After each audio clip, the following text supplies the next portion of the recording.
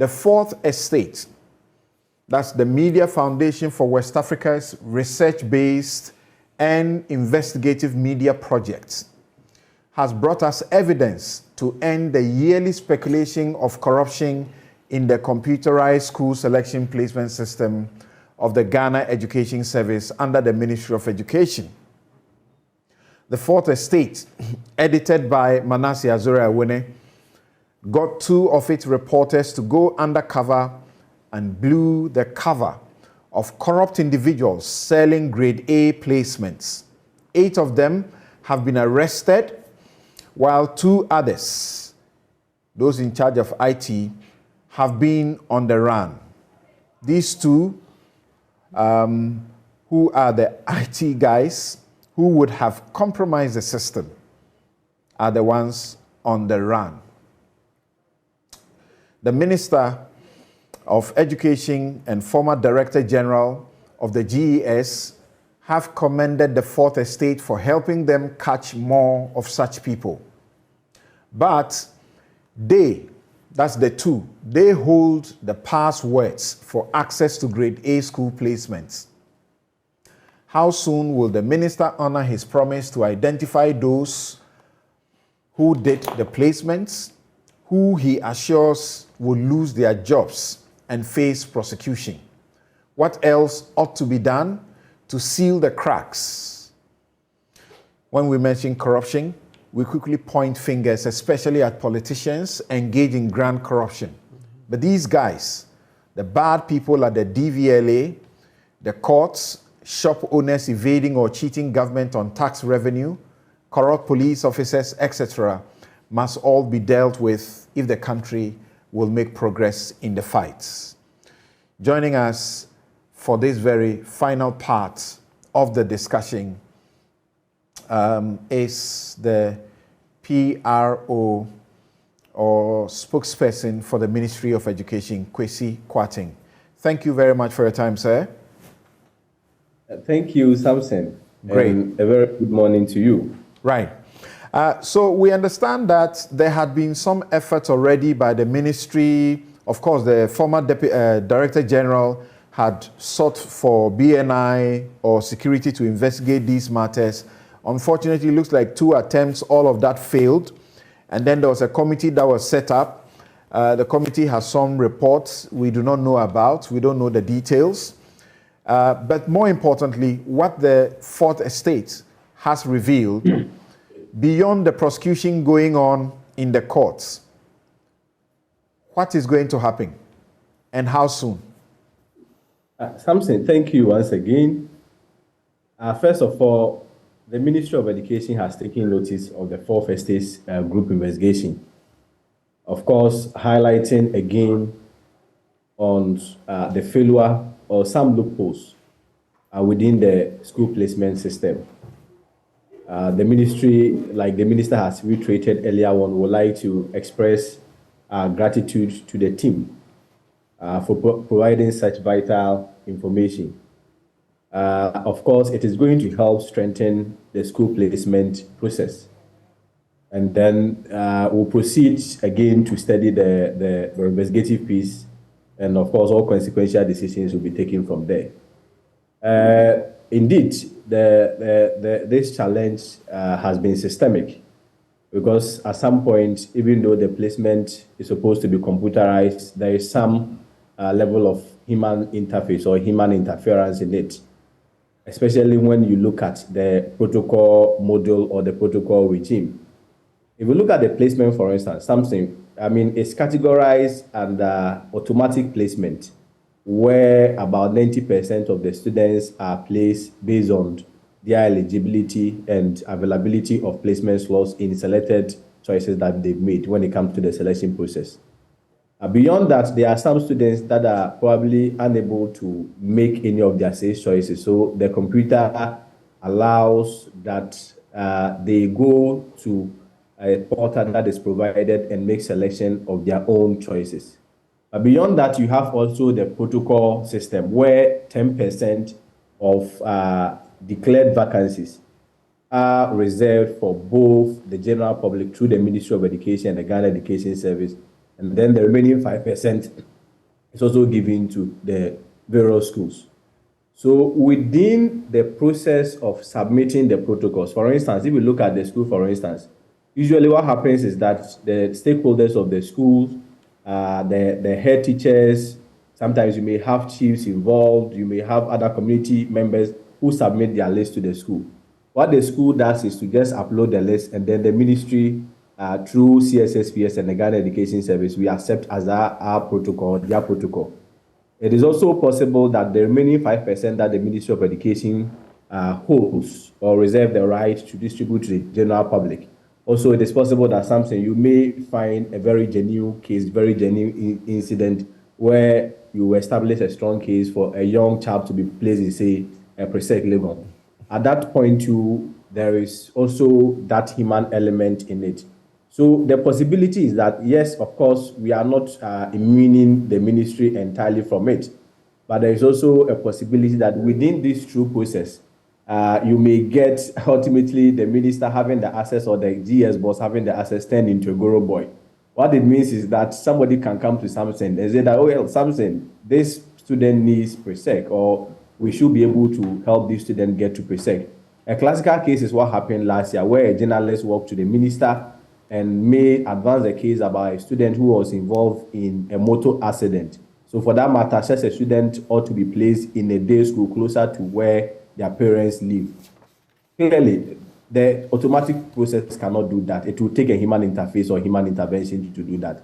But how is the ministry able to establish that such a person, such a journalist, probably he was compromised? It could even be that he was compromised without being aware.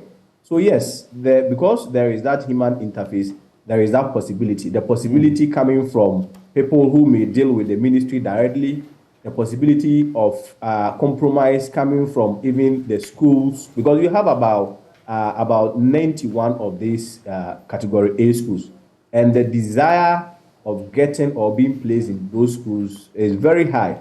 Especially, for instance, if you look at last year, for instance, there were about 1,500 students who had single grades but were not placed in the category A schools.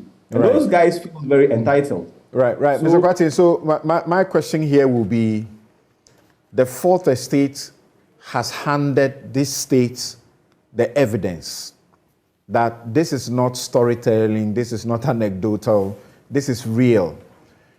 Now, the 8 people who are facing prosecution, they were sort of your middlemen, or so to speak, intermediaries. It must have taken the 2 who have custody of the passwords to ensure that eventually, finally, changes would have been made for these placements. So the minister and the director general, who did they give the passwords to operate if they didn't operate it themselves? And they would clearly know who it is that made way for the fraudulent activity to go on. When are you identifying these people, and when are they joining the 8 who are standing prosecution in court? Samson, first of all, there is a very big misconception out there. Because the commentary that has been run, and the perception is that those 8 individuals were intermediaries, and some way, somehow, they were working with the Ministry of Education.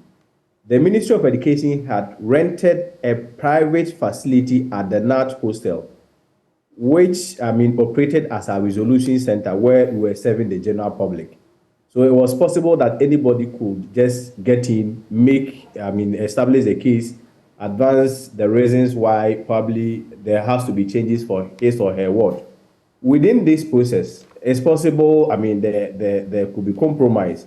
Somebody can also take your money and make a very strong case, and then without even any officer at the ministry taking money. But of course, the exploitation continues. The point I want to make is that in this case, this Charlotte, or what was her name, lady, who appeared to have been sort of the kingpin, who was running the game. Rahel. Is it Rahel? Good.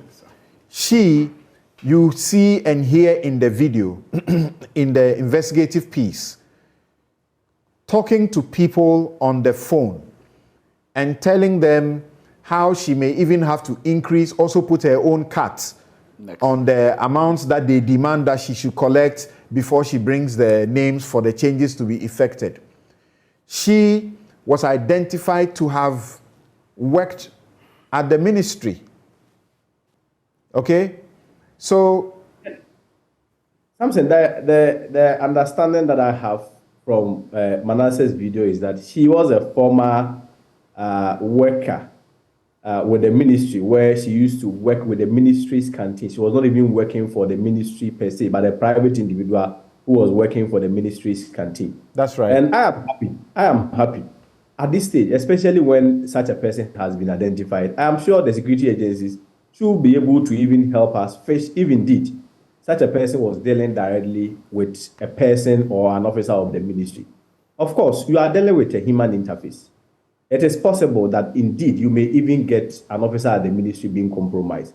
But to suggest that because the Minister for Education and the Director General of GES has access to Category A, so some way, somehow, I mean, they should be implicated. It's not that they have access, but that they are the only two with the passwords to be able to effect the eventual change. Well, I know. Like we say in our parlance, they are big men. So they may have given the power to some officers within them to work. So they clearly can identify who it is that was effecting these changes. If they can identify that, then there was no reason. The purpose of giving the passwords to only two people has been defeated. Yes, Samson. And that could only come up through thorough investigation, especially with collaboration with the security agencies. But the point I am saying is that, yes, they have the password. But for instance, earlier on, I explained the part of the schools, how they operate. For instance, if you go to, let's say, a school like Presec Level or Wesley Girls, and then deal with any of their own student or the headmaster, and your protocol is approved there, and is loaded on the ministry's page or the CSSPS platform, the only thing that whoever has access to Category A school does is to just confirm that the protocol has been accepted. So the fact that you hear somebody on phone peddling influence and suggesting that he is dealing with somebody from the ministry, I'm not sure if something today, I want to peddle influence with multimedia, I'm going to use the name of the security. Obviously, I'm going to use somebody who has built a reputation like you. But I'm going to use, how do you call it, a bigger person at your end. But to conclude that because somebody was... I think we are talking about different situations here. Are we how not? different, something? Because two people are holding the password so Yes. that you will narrow to know who has used the password when, who has placed who when. If you are giving 5% to schools, headmasters, a headmaster of one school has 5%, which may be just 5 people. But the education ministry or service has 10% or 5% of the totality of the students who have qualified to go to school. So that's a huge number. No, it's wrong. It's wrong education out there. Really? Like I stated, 20% goes to the public through the automatic placement system. The remaining 10% is distributed evenly between the Ministry of Education, which obviously is for the general public, and then the schools themselves. And I'm saying that, for instance, if you look at the model or the approach which the schools uses to upload their protocols, it doesn't go through, for instance, any quality assurance mechanism. What they do is that they just have to exhaust their quota. In exhausting their quota, what the ministry or whoever has access to the password, granted is even the Minister for Education, at least for the purpose of our discussion, have to do is just to okay it. You understand? Within the Ministry of Education too, the possibilities are that I am turned into a Goro boy, in 10 turns the minister into a Goro boy, and then he facilitates whatever, protocol that has been submitted to him. Obviously, if you are calling for auditing purposes to be able to identify person A, person B, the Ministry of Education has already earlier on noticed that, put a notice that we are very open to that. And that will obviously come out through police investigation, especially now that through the assistance of Manasta, some arrests have been able to make. Okay. What it means is that such a person should be able to mention whoever he contacted at the ministry, if indeed it was the ministry. But I'm saying that there is also a possibility that the person might have also dealt with an institution. Again, the person could have even gone to the resolution center, presented a very good case, and his issue has been resolved without paying a dime to anybody.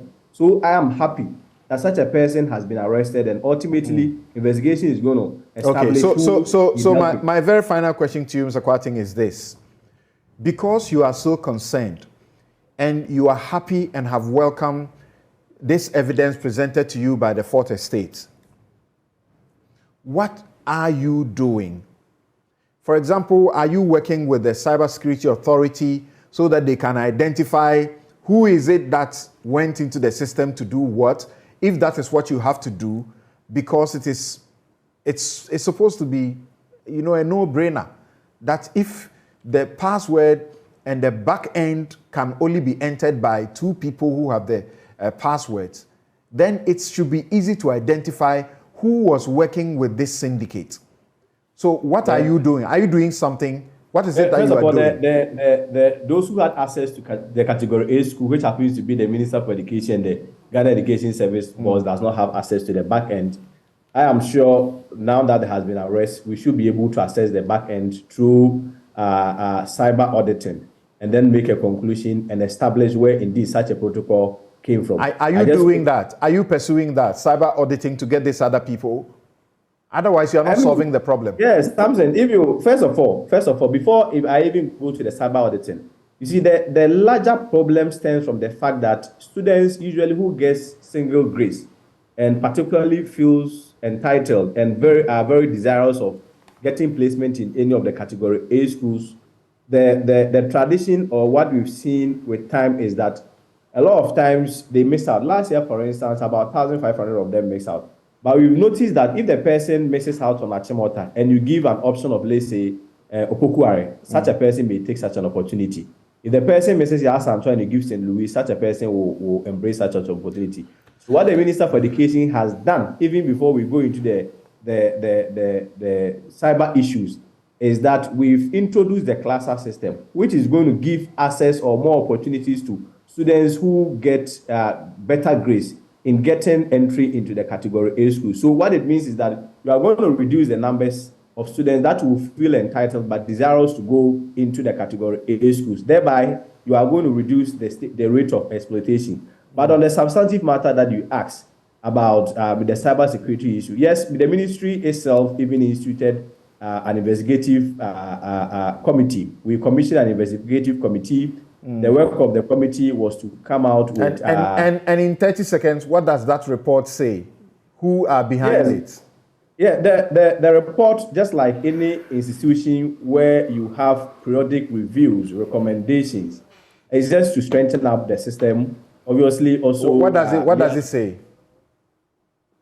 Oh, like I'm saying, it's to strengthen up the system, and in addressing or closing up the loopholes, at the same time liaising with the relevant institutions and making sure that the system is well strengthened to prevent abuse and exploitation. All right. Chris Kwarteng, thank you very much for joining us. I'll get my guests to give us only a minute each commentary on this because we are run out of time. Yes, Kofi Bento. On this computer placement thing, again, because of time, I'll go straight to the point. I would always defend the minister's right to have the password because at that level, he must have that discretion. But there's a certain responsibility, which I think is also reasonable for us to require of him. The ultimate solution, I think, for this thing is transparency. Very clear transparency. And when I say transparency, this is what I mean. When we did O-level, we had index numbers. When the results came out, we all trooped to WAEC. It was posted on the wall. You look at your index number, you know the grades you got. If you pass, you jubilate. If you fail, you go quietly. In the same way, today they have index numbers. All the placements, that is 100% of the placements, can be put on a website.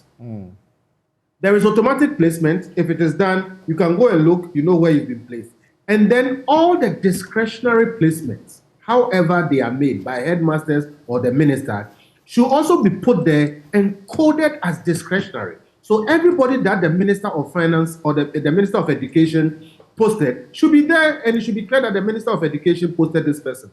So that if Manasseh or yourself or any journalist, the right to information, wants to query, they can query that posting, and the minister will give a good reason why that person has been posted there. All right. The problem we have is that there's a black box approach where some of these things are done and nobody is gives any account for it. So for me, there's a lot to say about this, but I think that transparency will cure a lot. Put all the postings there and let it be clear whether the person was posted automatically or posted by the minister or posted by a headmaster or a chief. Right. I think then right to information will take care of it. So we're told that Ataku4 Senior and Ataku4 Junior, the lab technicians, IT experts, they are on the run. Obviously, these guys should have the capacity to compromise the system. But is it not fair to expect that those who have the passwords at least should be telling us that this is what we know has happened about the breach? Absolutely. So as much as I agree with Kofi that transparency will cure the thing, I do not think that the issue at stake here is lack of transparency. It is maybe to some extent, it is only the discretion or the decision of the ministry not to be transparent on this matter. And as much as I commend Fourth Estate, and I commend them for this work, I would have wished that they resolved that issue of who logged on and ensured that the 20,000 payment or 8,000 payment candidate was placed in that school. You're sure they could get to that? Well, I'm saying that, yes, I don't fault them for not getting that, but I'm saying that is for the one who has power at the back end to tell. Exactly, but I'm saying that if you did, for example, an audit of the system, even as we speak now, if the ministry wants to tell us who logged on that particular day, that the 8,500 Ghana cedis, student was placed, they can do that. They can do an audit of the system, and you will find the footprints of who logged in at what time, which date, and the name of the student that was placed. We can find out who did that. We understand the minister will appear before you to take some questions. Yes, absolutely. And so when we do, we will then know if it was the minister or the director general, because we are told they are the only two people with the authority to give such approvals. So if it is the minister will then be explaining to us why he granted that. Was he part of the deal or was he misled? If it is the director general, he should be telling us why he gave that approval. Was he part of the deal where was the syndicate working for him, or he was misled? Because maybe they would have taken the money and used a different story to convince the minister or the director general to make that approval. It is possible. Or that they gave these passwords to their PAs because they are busy. It is also possible. And they decided to corrupt. Also corrupt it. So I'm saying that the lack of transparency in this matter is deliberate. I mean, because as we speak, if we want to know who logged onto the system between the minister and the director, or who gave the authority, or whose authority was used to log in onto the system, we can establish that now by just doing an audit of the system. And we'll find the footnote of the people. Kweku Nchibu Esiako says that Kwesi Kwating said a lot without saying anything to answer the specific questions as to who actually used their passwords to effect the changes in the system. Sam, I think you've said it all. I just want to say thank you to Joy FM for this NDA matter. It's your case. If you hadn't given this case traction... We're not talking NDA. No, the NDA, let's say give thanks when thanks are due. And Sam, you personally, I think we should, and then this corruption matter, so that society will see that we need to do a lot more. Third comment, I want Ghanaians to read the human rights fight that Albert Einstein, professor of physics, engaged in. He did a lot on human rights, so it's not just physics. So I want people in our society, the professors, the doctors, all the knowledgeable people to get up and let's get into this fight together to save our nation. Mrs. Linda Oforekwafo, in 30 seconds, this committee that was set up by the education minister, should they be revealing the content of their report to us? They should be. I think Kofi talked about transparency, Honorable talked about transparency. They should be. We have moved beyond, and I agree with the test that you've received. The the spokesperson, Mr. Kwartin, has not given us much information. I'm sure by now they know who did that, and they should be telling us who did that and what sanctions are going to be meted out to that person. Because when we prevent any kind of fraud or corruption from happening, and it does happen, then the next stage is investigation and sanctioning. And for me, by next week, we should know who did what and who is going to be sanctioned for what. And if it's the minister, it's a human being. Everybody who does anything wrong in this country should be sanctioned. And I think the man... Thank you very much, and congratulations to the Fourth Estate. Continue doing this kind of journalism to help this country, even to the point of the collaboration. They get to a point, and I'm even afraid, if they are talking to police, won't somebody blow their cover, and then the guys will run away, and they are getting change. Police team is giving to them. The next day, the team is withdrawn, and then they are asked to report to Ministry's police station. Now, you say they should get to whose password has been breached or whatever. If they, by the time they get there, they are supposed to disclose. If they disclose, no, but you see, sometimes the people are your people, undercover investigation can also lead to us getting the person. We have run out of time. I mean, they could even my outfit, as always, is by Habel Scooter. We are not talking. You can find them at Ajiringano, Gates, East Legon. You can call them 0200 84 19 88. My guests have been Kofi Bentel, Martin Pebu, Alhassan S. Suhini, Linda Ofori Kwafo, and then Kwesi Kwarting of the Education Ministry. How well is Ghana positioned for the next Olympic Games in France? How well is Ghana making use of the one-year postponement of hosting the Africa Games? Join Nathaniel Atto. He's got love for sports as he engages the president of the Ghana Olympic Committee on these issues and more on your Joy Sports link. There will also be analysis of the transfers by transfer of Ghanaian players in the January transfer window in Europe. Don't miss it. I'm Samson Ladia Nyanini. Have a good afternoon. Thanks for your company.